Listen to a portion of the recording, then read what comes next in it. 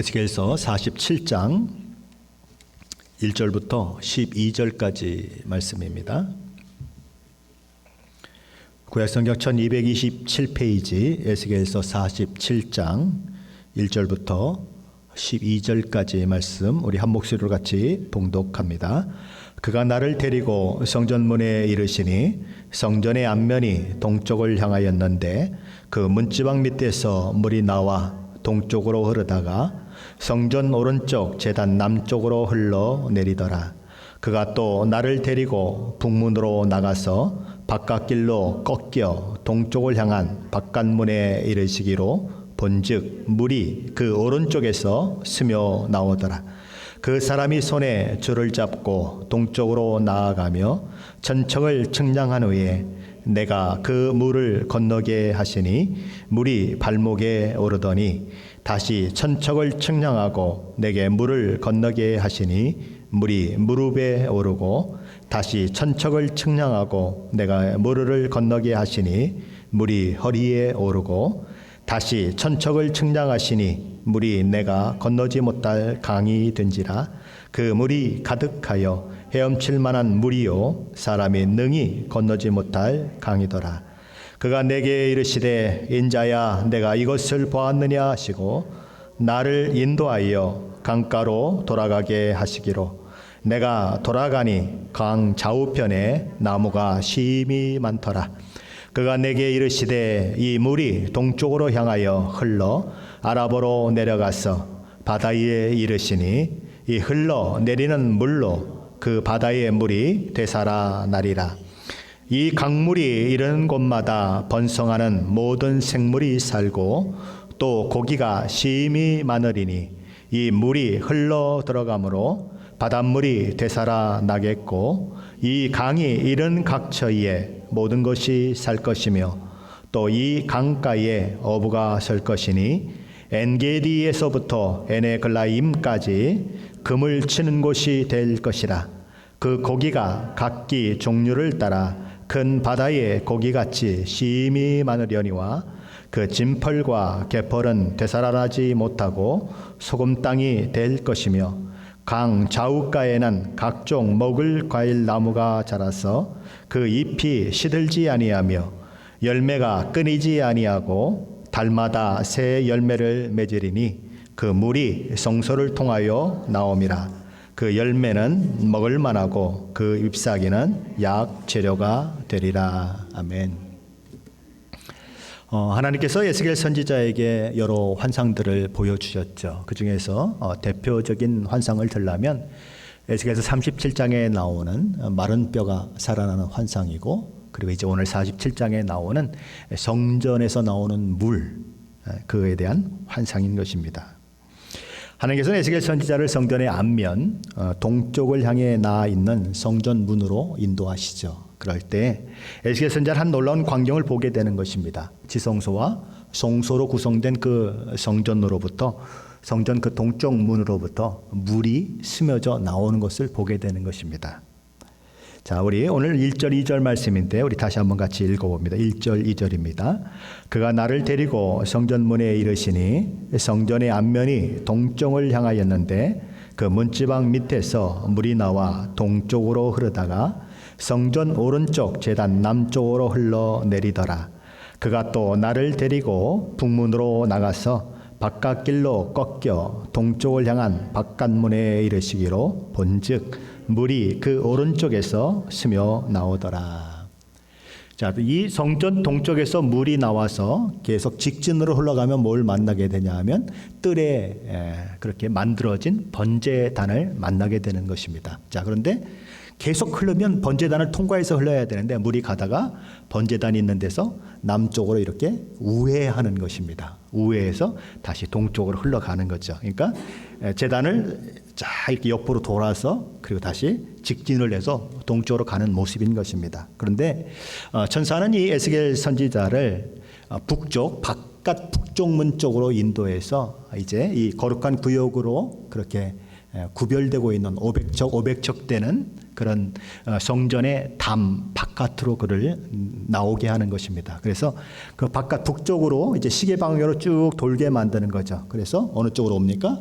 바깥 동쪽 문으로 오게 만드는 것입니다. 그런데 바깥 동쪽 문에서 뭐가 나옵니까? 물이 흘러나오는 모습을 보는 겁니다.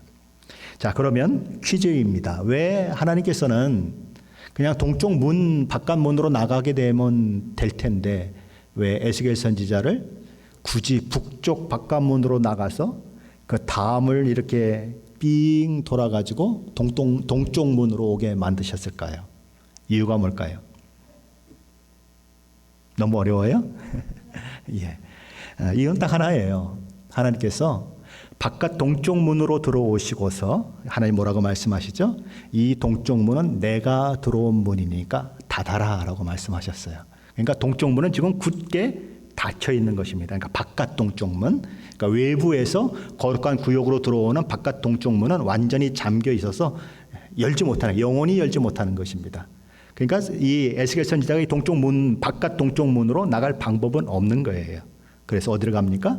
북쪽 바깥 문으로 나가서 담을 이렇게 삥 돌아가지고 동쪽 문에 와서 그 닫힌 문, 거기에서 오른쪽에서 나오는 그 물을 보게 되는 거죠. 자, 이 물이 어디로부터 나오는 것입니까? 지성소와 성소가 있는 성전, 동쪽 문을 향한 성전으로부터 거기서 나오기 시작해서 제단 쪽으로 나오다가 제단을 통과하지 않고 제단을 빙 돕니다. 남쪽으로 도는 겁니다. 그러니까 시계 반대 방향으로 돌아서 다시 직진을 해서 동쪽 바깥문으로 나오는데 지금 이제 에스겔 선지자는 동쪽 바깥문 바깥에서 그 스며 나오는 물을 보게 되는 거죠. 요한복음 2장에 보면 예수께서 유대인들에게 이런 말씀을 하신 적이 있습니다. 너희가 이 성전을 헐라 내가 사흘 동안에 일으키리라. 그러자 유대인들이 이런 말을 하죠. 이 성전은 46년 동안 지었거늘 내가 3일 동안에 일으키겠느냐? 유대인들은 예수께서 너희가 이 성전을 헐라 내가 사흘 동안에 일으키리라 하신 말씀을 지금 현재 공사 중인 그 성전, 오랜 기간 동안 아주 웅장하고 아름답게 짓고 있는 예루살렘 성전에 대해서 말씀하고 있는 것으로 생각했습니다. 그러나 예수님은 그 성전, 지금 눈에 보이는 아직도 짓고 있는 아직도 미완성인 그 성전을 얘기하고 있는 것이 아닌 것입니다. 요한복음 2장 21절 22절에서 사도 요한은 이렇게 적고 있습니다. 그러나 예수는 성전된 자기 육체를 가리켜 말씀하신 것이라. 죽은 자 가운데서 살아나신 후에야 제자들이 이 말씀하신 것을 기억하고 성경과 예수께서 하신 말씀을 믿었더라. 자, 성전이 누구라고요? 예수 그리스도다. 지금 지성소와 성소 안에는 누가 임재해 계십니까? 하나님께서 임재해 계십니다. 거기서 물이 나오는 것처럼 성전이신 예수 그리스도를 통해서 생명의 물이 흘러가는 그것을 이렇게 상징적으로 지금 보여주고 있는 것입니다. 자, 요한복음 4장에 보면 예수께서 제자들과 함께 유대를 떠나서 갈릴리 지역으로 가려고 할 때에 이 사마리아 땅을 통과해서 가려고 하는 그런 계획을 세웁니다. 그래서 예수님과 제자들이 유대인들이 꺼리어하는 그런 사마리아 땅을 이제 들어가게 되죠. 이때는 이제 저녁 때가 되어서 제자들은 먹을 것을 구하러 동네로 이제 들어갔고 예수님 혼자 우물가에 앉아 있는데 그때에 한 여인이 사마리아 여인이 홀로 물을 길러 나오지 않습니까? 그때에 예수님이 그 여인에게 뭐라고 말씀하시죠? 내게 물을 좀 달라라고 말하죠. 그때 여인이 너무너무 깜짝 놀라는 것입니다. 왜냐하면 이 사마리아는 아수르 제국이 침략해 들어왔을 때에 그때에 모든 것이 다 섞여버렸습니다. 혈통도 섞여버리고 종교도 섞여버리고 많은 것들이 다 섞여버려서 이 유대주의자들이 볼 때에는 이들은 이단이나 마찬가지인 거예요. 사이비 그건가 마찬가지인 것입니다. 그래서 사마리아 사람들은 상대도 하지 않았던 거예요. 그런데 예수님은 유대인으로서 사마리아 여자에게 물을 달라고 하니까 이게 참 너무 이상한 것입니다. 그래서 어떻게 유대인인 남자가 나에게 물을 달라고 할 수 있느냐고 묻는 거예요. 그때 예수님이 이렇게 말씀하십니다. 내가 만일 하나님의 선물과 또 내게 물 좀 달라 하는 이가 누구인 줄 알았더라면 내가 그에게 구하였을 것이요 그가 생수를 내게 주었으리라. 그때 여인이 또 말합니다. 당신은 그 물을 어디서 얻을 수 있습니까? 당신 손에는 물기를 그릇 도 없지 않습니까? 이 우물은 너무 깊어서 당신의 손으로 물을 뜰 수도 없는 우물이 아닙니까? 도대체 당신은 어떻게 그런 물을 얻었기에 생수를 내게 줄 수 있다고 그렇게 얘기하십니까? 당신이 우리 조상이 이 우물을 파고 우리 조상과 그리고 그 아들들과 짐승들이 이 우물물을 마시고 생명을 유지했는데 그럼 당신이 야곱보다 더 큰 사람입니까? 라고 이렇게 묻죠. 그때 우리 주님이 이렇게 말합니다. 이 물을 마시는 자마다 다시 목마르려니와 내가 주는 물을 마시는 자는 영원히 목마르지 아니하리니 내가 주는 물은 그 속에서 영생하도록 솟아나는 샘물이 되리라. 예수님은 사마리아 여인에게 내가 주는 물은 세상이 주는 물과 다르다라고 하셨습니다. 세상이 주는 물은 마시고 또 마셔도 갈증을 느끼고 결국 죽을 수밖에 없지만 예수님이 주는 물을 마시는 자는 영원히 갈증을 느끼지 아니할 것이고 죽음을 뛰어넘는 영원한 생명을 소유하게 될 것이다 라고 말씀하고 있는 거예요. 자, 예수님이 성전입니다. 예수님이 물을, 생명의 물을 주신다고 얘기하셨습니다. 그렇죠? 영원한 물을 주신다고 말씀하셨어요. 자, 그러면 지금 에스겔 그 성전에서 물이 흘러나오고 있는 것과 성전 대신 예수님께서 물이 나오는 것과 이게 서로 매치가 되는 거죠. 그러니까 지금 이 사건은 에스겔 선지자가 보는 이 성전에서 나오는 물이 나오는 사건은 예수님과 아주 긴밀히 연결이 되어 있는 것입니다. 자, 그렇다면 성전에서 나오는 물은 구체적으로 무엇을 말하는 걸까요? 우리 요한복음 7장으로 한번 가보십시다. 요한복음 7장입니다. 요한복음 7장 37절로 39절까지 말씀입니다.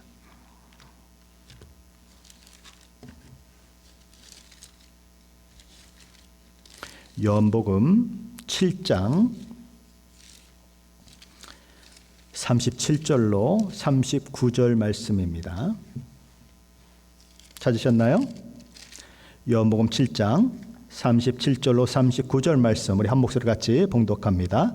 명절 끝날 곧 큰 날에 예수께서 외쳐 이르시되 누구든지 목마르거든 내게로 와서 마시라. 나를 믿는 자는 성경의 이름과 같이 그 배에서 생수의 강이 흘러나오리라 하시니 이는 그를 믿는 자들이 받을 성령을 가리켜 말씀하신 것이라. 예수께서 아직 영광을 받지 않으셨으므로 성령이 아직 그들에게 계시지 아니하시더라. 물이 뭐라고 얘기하고 있습니까? 물은 성령이다 라고 얘기하고 있는 거예요. 자, 여기 명절 끝날이라고 되어 있는데 이 명절은 어떤 명절인가? 초막절입니다. 초막절이 뭐죠? 초막절이 어떤 절기죠? 이스라엘 백성들이 애굽으로부터 나와서 광야에서 생활할 때에 집이 없지 않습니까? 그래서 나뭇가지나 또 풀 이런 것들 가지고 대충 지어서 이렇게 집처럼 지어서 그늘을 가리고 이렇게 만들어서 그 안에 거했던 그냥 그야말로 초막입니다. 그 초막에 거한 그것을 기념하는 절기가 바로 초막절인 것입니다. 자, 그런데 이 초막절에는 이스라엘 백성들이 몇 가지 것들을 계속 그렇게 해마다 하는 것들이 있어요. 이스라엘의 유모세 선교사님이 쓴 책 중에 성경 식물 이야기라고 하는 것이 있습니다. 열린다 성경 식물 이야기라고 하는 곳에 이 초막절에 대한 이야기가 있는데 제가 좀 인용을 해보겠습니다. 이스라엘 백성들은 초막절이 되면 매일 예루살렘 서쪽에 있는 모짜라고 하는 마을의 시냇가에서 새로운 버두나무 가지를 꺾어 옵니다. 왜냐하면 이 초막절이 일주일 내내 이렇게 진행이 되는데 이 버드나무는 물이 많이 있어야 자라는 나무이기 때문에 하루 꺾어다 놓으면 이스라엘 날씨가 굉장히 덥지 않습니까? 사막이니까 금방 시들어버리는 것입니다. 그래서 매일 그 모짜라고 하는 동네에 내려가서 매일같이 이 버드나무 가지를 꺾어 가져오는 거예요. 초막절 마지막 날에도 마찬가지로 그렇게 새로운 버드나무를 꺾어 오는 것입니다. 그리고 이들은 이 마지막 날에는 새로운 버드나무 가지를 번제단 남서쪽에 세워 놓습니다. 그리고 제사장을 앞세워서 번제단 주위를 행진합니다. 원래 이 번제단은 어디에 있습니까? 제사장의 뜰에 있습니다. 제사장의 뜰은 아무나 못 들어가는 곳이에요. 그런데 이 초막절 마지막 날에는 이 초막절을 지키러 왔던 순례객들이 그 마지막 날만큼은 이 번제단 안으로 들어갈 수 있는 그런 특권을 누렸습니다. 특별히 여인의 뜰 이상을 넘어가지 못했던 여인들도 그때에는 이 번제단까지 나올 수 있는, 그러니까 제사장대 뜰까지 들어올 수 있는 특권이 주어졌고, 심지어 아이들도 이 초막절 마지막 행사에 참여할 수 있었습니다. 평소에는 제단 주위를 한 바퀴 돌았지만 초막절 마지막 날에는 제단 주위를 7번 돌게 되어 있습니다. 마치 여리고성을 도는 것처럼 매일 한 번씩 돌다가 마지막 날 7번 돌았던 것처럼 그렇게 하는 것입니다. 이때 순례객들은 제단 주위를 돌면서 시편 기도를 암송합니다. 그리고 점점 시들어가는 버드나무 가지를 옆에 두고 그들이 이렇게 하나님 앞에 간구한답니다. 하나님, 제발 우리를 구원하소서. 지금 어떤 상황입니까? 버드나무가 더위에 의해서 말라 비틀어져 있는 것이 자기들이라고 생각하는 것입니다. 그리고 하나님 앞에 제발 우리를 구원해 달라고 절규하며 기도하는 거죠. 이 초막전 이스라엘 백성들이 애굽에서 나와서 광야 생활을 할 때 그렇게 초막 가운데 거했던 것을 기념하면서 하는 그런 절기인 것입니다. 광야의 백성 이스라엘에게 있어서 물은 그 생명 그 자체고 하나님의 은혜를 상징합니다. 그래서 물이 없어서 죽어가는 버드나무처럼 하나님의 특별한 은혜가 없이는 말라 비틀어져 죽을 수밖에 없는 이스라엘의 입장에서는 제발 하나님 우리를 구원해 주십시오라고 간구하게 되는 것입니다. 이제 구원하소서라고 하는 이 히브리어는 호시아나죠. 그런데 우리는 어떻게 발음합니까? 호산나, 호산나, 호산나. 예, 우리를 구원하소서 그런 말이죠. 근데 바로 예수님은 그 초막절 마지막 날 성전의 제사장들에 예수님이 나타나신 거예요. 자, 이 유대인들은 거기서 뭘 하고 있습니까? 시들어가는 버드나무를 번제단 남서쪽에 세워놓고는 하나님 제발 우리를 구원하십시오라고 간구하고 있어요. 그런데 정작 생명의 근원이시고 온 인류를 구원하러 오신 예수 그리스도가 거기 나타나셨는데 그들은 모르고 있는 것입니다. 하나님의 은혜가, 하나님의 사랑이 예수 그리스도를 이 땅에 보내시고 십자가에 못 박아 죽게 하심으로 그들에게 구원을 주셔서 진정한 구원, 변함이 없는 구원, 잊어버리지 않는 구원을 주시려고 하시는데 그들은 그것을 모르는 것입니다. 예수님은 초막절 마지막 날에 물이 없어 죽어가는 버드나무와 구원을 간구하면서 호산나를 외치는 유대인들에게 자신이 그들의 구원자이시고 그들에게 생명을 주시는 메시아임을 외친 거예요. 명절 끝날 곧 그날에 예수께서 서서 외쳐 이르시되, 작은 소리로 얘기한 게 아니에요. 큰 소리로 외쳐 이르시되 누구든지 목마르거든 내게로 와서 마시라. 나를 믿는 자는 성령의 이름과 같이 그 배에서 생수의 강이 흘러나오리라 하시니 이는 그를 믿는 자들이 받을 성령을 가리켜 말씀하신 것이라. 예수님은 사마리아 여인에게 말씀한 것과 똑같이 내가 주는 물을 먹는 자는 영원히 목마르지 않을 것이다 라고 말씀하고 계신 것입니다. 왜요? 그 물을 먹는 자는 그 배에서 생수의 강이 흘러나올 것이기 때문에요. 마찬가지 모처럼요, 샘물에서 끊임없이 물이 퐁퐁퐁퐁 솟아나오는 것처럼 그 속에서 생수의 강이 흘러넘쳐서 밖으로까지 흐르게 된다는 것입니다. 자, 그렇다면 예수님을 통해 흘러나오는 물은 무엇을 상징한다고 했죠? 성령을 상징한다. 사도 요한은 이렇게 적지 않습니까? 그를 믿는 자들이, 누구를 믿는 자들입니까? 예수 그리스도를 믿는 자들이 받을 성령을 가리켜 말씀하신 것이라. 그러니까 물은 누구예요? 보혜사 성령 하나님이십니다. 성령 하나님은 오셔서 예수 그리스도를 증거하심으로써 생명의 역사를 잇도록 하시는 분이에요. 예수님이 요한복음 15장 26절에서 이렇게 말씀하십니다. 내가 아버지께로부터 너희에게 보낼 보혜사 곧 아버지께로부터 나오시는 진리의 성령이 오실 때에 그가 나를 증언하실 것이라. 우리가 어떻게 예수를 믿게 됩니까? 성령 하나님께 우리에게 오셔서 우리의 마음을 만져주시고 우리로 하여금 예수 그리스도를 믿도록 우리를 이끌어 주시기 때문에, 은혜를 베풀어 주시기 때문에 우리에게 그 믿음이 생기고 그 믿음으로 인하여 구원받는 일들이 그렇게 생겨나는 거죠. 자, 바로 그렇게 됨으로써 우리가 죽음에서 생명으로, 죄인에서 의인으로, 영원한 멸망을 받을 자에서 영원한 영생을 얻을 자로 그렇게 변화되는 일들이 일어나는 거죠. 에스겔 성전과 그 성전으로부터 흘러나오는 물이 흘러가는 곳마다 생명의 역사가 일어났듯이 성전된 예수 그리스도와 그분을 통해 이 땅에 오신 성령 하나님을 통해서 생명의 역사가 또한 나타나는 것입니다. 바로 그것을 상징하는 거예요. 자, 그렇게 동쪽 문에서 그렇게 스며 나오는 물을 보고 있을 때에 이 천사가 에스겔 선지자를 또 인도하는 것입니다. 이 천사의 손에는 측량줄이 있었어요. 그런데 그 측량줄을 가지고 얼마를 측정합니까? 1000척을 측량했습니다. 천척, 한 척은 이 팔꿈치부터 이 제일 긴 가운데 손가락에다가 손바닥 하나를 더한 것이 한 척입니다. 자, 그러면 그게 500척이면 대략 얼마 정도 되냐면 한 520m 정도 됩니다.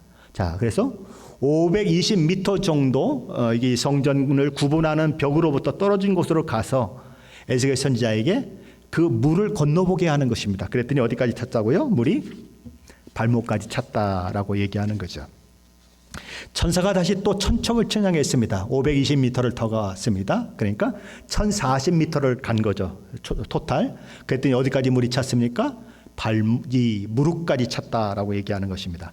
그래서 천사가 다시 또 1000척을 측량했습니다. 강물이 이제는 에스겔 선지자의 허리까지 차올랐습니다. 그리고 또 다시 1000척을 측량했습니다. 이제는 에스겔 선지자가 걸어서 건널 수 없는 강, 헤엄을 쳐야만 건널 수 있는 강이 될 만큼 물이 불어났다. 얼마 가니까 그래요? 얼마나 가니까? 2080m를 갔더니 그렇게 그런 일이 일어났다는 것입니다.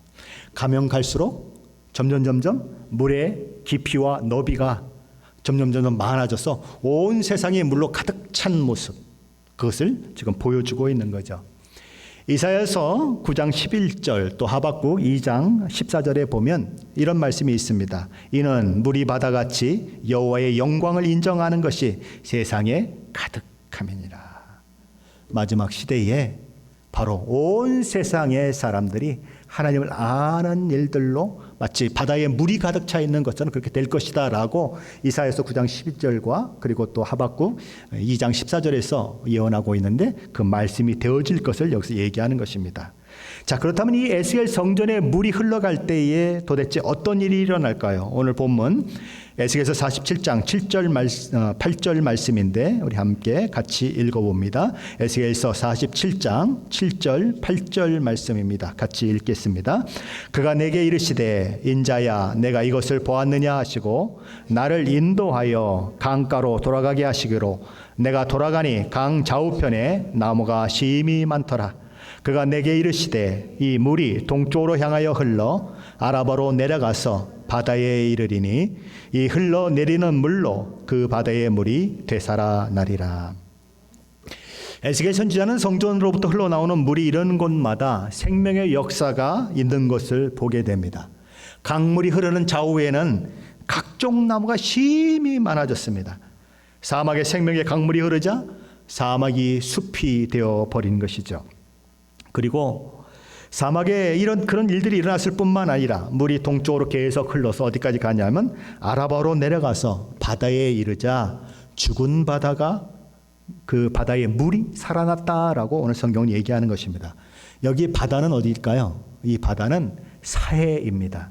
자, 이스라엘은 이제 이 동쪽으로 이 갈릴리 호수가 있죠. 그죠? 그리고 요단강을 쭉 거쳐서 어디로 갑니까? 그게 사해로 들어가는데 사해는 왜 사해입니까? 죽을 사자 바다의 자입니다. 그러니까 죽은 바다라는 뜻이에요. 왜 이곳은 죽은 바다냐 하면 소금이 너무 많기 때문에 죽은 바다인 것입니다. 지중해의 바닷물은 1kg당 소금 함유량이 37g이래요. 지중해가. 자, 그런데 이 사해의 바닷물의 소금 함유량은 1kg당 275g이나 됩니다. 그 얘기는 뭐냐요? 지중해보다 소금 함량이 무려 7.5배가 더 많은 것입니다. 그래서 아무 생물도 살 수가 없어요. 고기도 없고 아무것도 없는 것입니다. 그냥 그저 죽은 바다인 것입니다. 그런데 왜 사해는 죽은 바다가 되었을까요? 물이 들어오지 않아서 그럴까요? 아니에요. 하루에 700만 톤의 물이 요단강을 통해서 사해로 흘러 들어온다고 합니다. 그런데도 생명이 그곳에 살지 못하는 거예요. 매일 700만 톤이 들어오는데도 못 사는 것입니다. 여전히 사해는 염분이 가득 차 있어서 바다에 생명체가 살 수 없는 그것이 되는 것입니다. 날씨가 뜨거워서 들어온 만큼 증발돼 버리고 그런 일들이 일어나서 살아나지 못하는 것입니다. 그런데 아버지 하나님께서 임재해 계신 성전에서 물이 나와서 그 사해로 흘러 들어가니까 어떤 일이 일어납니까? 그곳에 바다가 살아나는 일이 있어졌다는 거죠. 세상 모든 사람들이 그토록 추구하는 것들이 있습니다. 그런데 그 추구하는 것들, 육신의 정욕과 안목의 정욕과 이생의 자랑과 같은 그런 수많은 것들을 우리들은 추구하면서 그것이 마치 생명을 줄 것처럼 우리는 생각하고 있지만 그 모든 것들은 하나님으로부터 온 것이 아니다라고 요한일서 2장 16절은 얘기합니다. 그것으로는 생명의 역사를 만들어낼 수가 없어요. 그런데 과거로부터 현재까지 그렇게 아무런 생명체가 살 수 없었던 죽음의 바다 사이가 주님의 보호자가 있는 성전으로부터 생명의 강물이 흘러 들어가자 어떻게 됐다고요? 살아난다는 거예요. 생명의 역사를 하나님이 하신다는 거예요. 수많은 물고기들이 생명체들이 살아가는 놀라운 바다로 변하는 것이 어디서 되는가? 성전 문으로부터 흘러나오는 물로 말미암아 된다는 거죠. 에스겔서 40장 9절 10절은 이렇게 얘기합니다. 9절 10절 말씀 같이 한번 읽어봅니다. 이 강물이 이르는 곳마다 번성하는 모든 생물이 살고 또 고기가 심히 많으리니 이 물이 흘러 들어가므로 바닷물이 되살아나겠고 이 강이 이르는 각처에 모든 것이 살 것이며 또 이 강가에 어부가 설 것이니 엔게디에서부터 에나글라임까지 금을 치는 곳이 될 것이라. 그 고기가 각기 종류를 따라 큰 바다의 고기같이 심히 많으려니와. 강이 흘러가는 곳마다 놀라운 생명의 역사가 일어남으로 인해서 강이지만 넓은 바다에처럼 고기가 많이 생기고 그로 인해서 사막과 같이 황폐했던 그곳에서 어부가 그물을 던지는 일들이 일어날 것이다 라고 오늘 성경은 얘기하는 것입니다. 그리고 12절도 이렇게 얘기합니다. 강 좌우가에는 각종 먹을 가실나무가 자라서 그 잎이 시들지 아니하며 열매가 끊이지 아니하고 달마다 새 열매를 맺으리니 그 물이 성소를 통하여 나옴이라. 그 열매는 먹을 만하고 그 잎사귀는 약 재료가 되리라. 어디서 많이 본 말씀 같지 않으세요? 요한계시록 22장 1절 2절에 가면 요거하고 아주 똑같은 말씀이 나오고 있습니다. 그러니까 마지막 때에 회복을 말씀하시는 것입니다. 에덴 동산에 물이 흘렀죠. 에덴 동산으로부터 물이 흘러서 4개의 강을 이루어서 그렇게 흘러가는 모습이 창세기 2장에 나옵니다. 자, 그런데 아담과 하와가 범죄함으로 인해서 에덴 동산에서 쫓겨나고 하나님의 그 은혜의 동산은 화영검으로 지켜지고 아무 들어가지 못하게 만드는 그 일들이 일어나지 않습니까? 그 에덴, 죄로 말미암아 잃어버렸던 그 에덴이 다시 요한계시록 22장에 가면 회복이 되는 거예요. 마지막 주님이 이 땅에 오실 때 회복이 되는 것입니다. 바로 이 에스겔 선지자의 이 성전에서 나오는 물은 바로 그것을 우리에게 보여주고 있는 거죠. 사유와 같이 죄와 허물로 죽은 저와 여러분에게 우리 주님으로부터 나오는 생수의 강이 흐르면 저와 여러분은 어떻게 될까요? 저와 여러분은 살아나는 것입니다. 진실로 진실로 너희에게 이르노니 죽은 자들이 하나님의 아들의 음성을 들을 때가 오나니 곧 이때라. 듣는 자는 어떻게 된다고요? 살아나리라. 사랑하는 성도님들은 어떻게 생각하십니까? 우리 시애틀 임마누엘 교회가 바로 이런 생수의 강이 흘러나오는 교회가 돼야 되지 않겠습니까? 우리 교회로부터 생명을 살리는 생수의 강이 땅끝까지 흘러서 복음으로 온 나라와 열방과 민족을 덮고 죄 허물로 죽은 인생들에게 생명을 주는 귀한 일들이 있어야 하지 않겠습니까? 하나님께서 저와 여러분에게 생명을 살리는 복음을 주신 것입니다. 저와 여러분을 구원하실 기뻐하신 하나님께서는 그 구원의 보증으로 저와 여러분에게 성령 하나님을 허락하셨습니다. 나를 믿는 자는 성경의 이름과 같이 그 배에서 생수의 강이 흘러나오리라. 먹어도 배부르지 않고 마셔도 갈증이 해갈되지 않는 우리들, 아무 것으로도 만족할 수 없는 우리들을, 그런데 그것을 위해서 수고하고 다름쥐치는 우리 인생들을 다시는 배가 고프거나 다시는 갈증이 느끼지 않는 생수의 근원이신 예수 그리스도를 모신 자들로서 저와 여러분을 통해서 하나님은 생수의 강이 흘러가기를 원하시는 것이지요.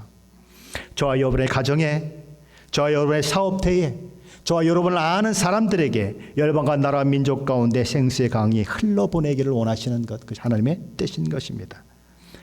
성전이신 우리 주님으로부터 흐르는 생수의 강은 저와 여러분을 살려내듯이 죄 허물로 죽은 수많은 영혼들을 살려낼 것입니다.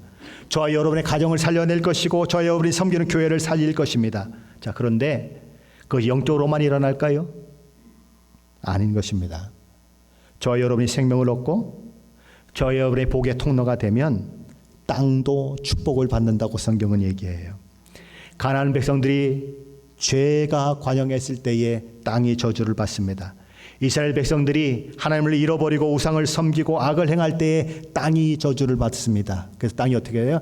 에이 더럽다고 퇴하고 토한다 그러죠. 그래서 토해내는 그런 일들이 일어나요. 그런데 정반대로 저와 여러분 속에 생수의 강이 넘쳐 생명의 왕 노릇하면 저와 여러분이 거하는 모든 땅이 하나님의 복을 누리는 땅으로 변한다는 거예요. 브라질 아마존에서 1991년부터 지금까지 사역을 하고 있는 김철기 선교사님이라고 하는 분이 있습니다.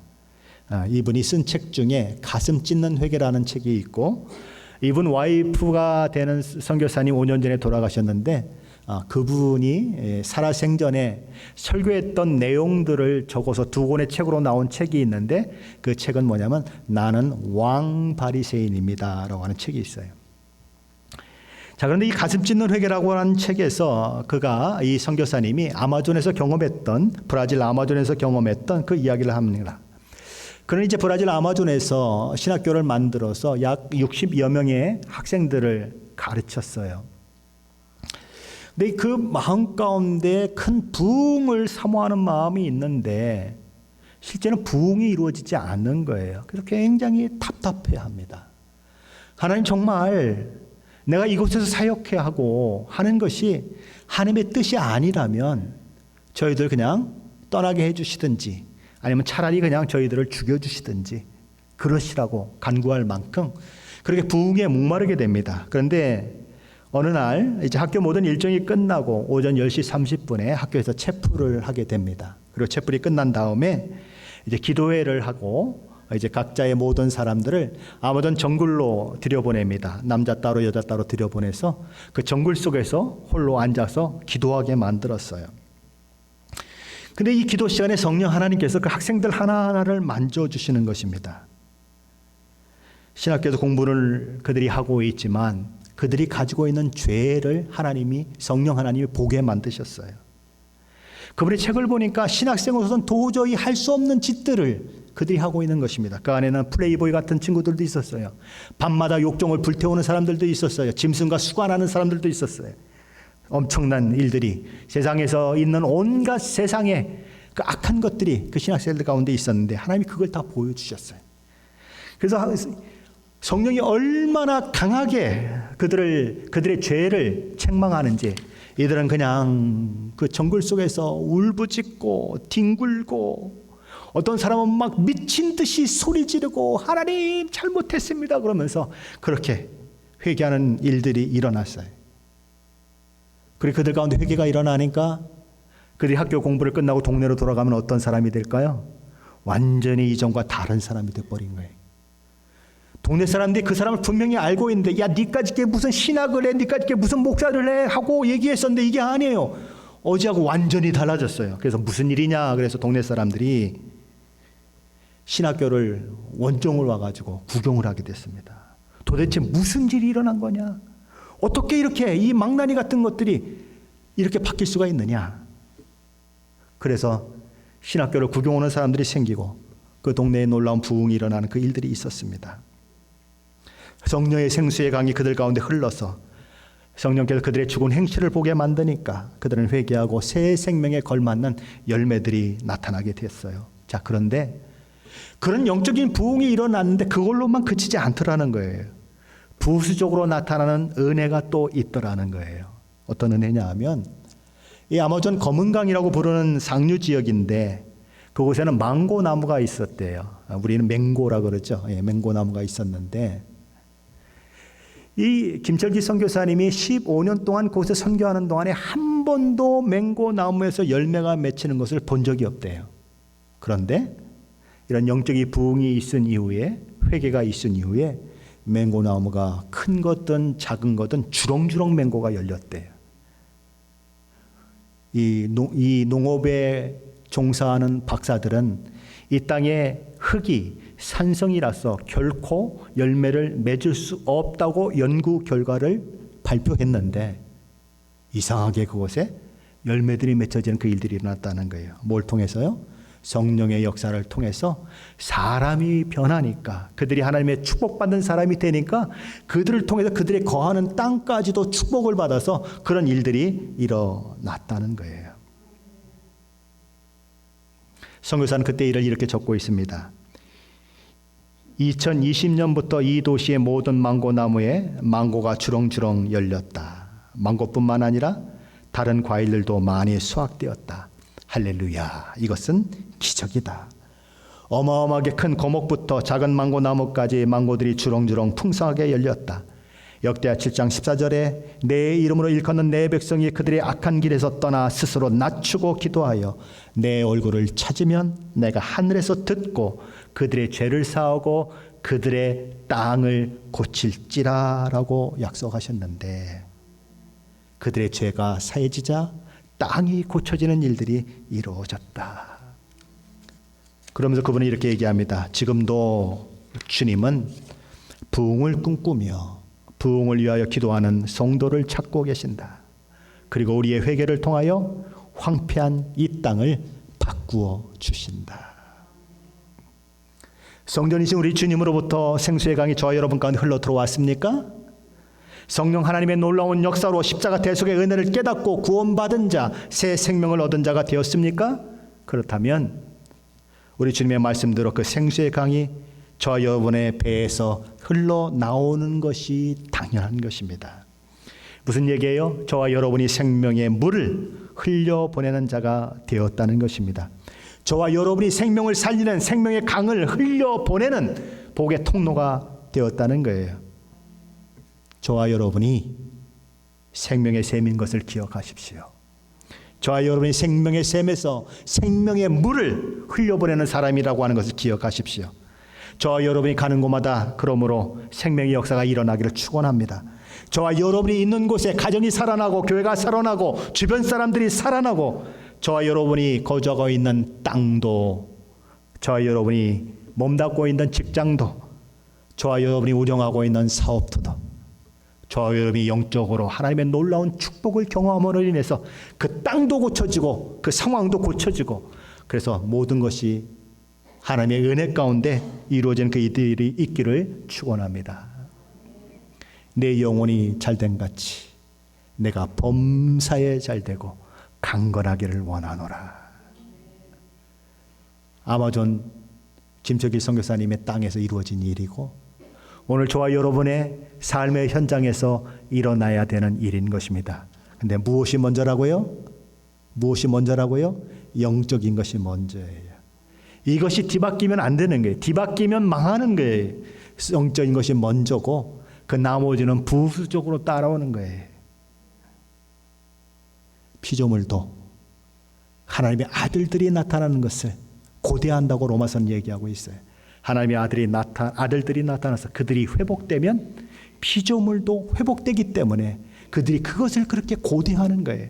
저와 여러분이 영적으로 회복되면, 저와 여러분이 하나님이 기뻐하시는 사람으로 세워지면 저와 여러분의 가정이 살아나고 저와 여러분의 직장이 살아나고 저와 여러분의 사업도 살아나는 거예요. 그래서 우리는 무엇을 위해서, 무엇을 바라보며 우리는 기도해야 하고 무엇을 생각해야 하는가. 오늘 이 말씀을 통해서 그것을 저와 여러분의 삶 속에서 한번 적용해 보십시오. 어떻게 해야 할까? 어떻게 해야 우리 가정이 살 수 있을까? 어떻게 해야 우리 비즈니스가 살아날 수 있을까? 비즈니스의 목표를 삼지 마시고 내가 살아나면, 내가 하나님을 기쁘시게 하면 그 일들을 통해서 그 모든 일들은 부수적으로 하나님께서 일으켜 세워주세요. 거꾸로 가지 마시고 바르게 가시면 하나님의 놀라운 축복이 내 영혼이 잘된 같이 내가 범사에 잘되고 강건케 되는 그 역사가 있으실 것입니다. 그런 축복이 저 어려운 가운데 있으시기를 예수 그리스도의 이름으로 간절히 축원합니다.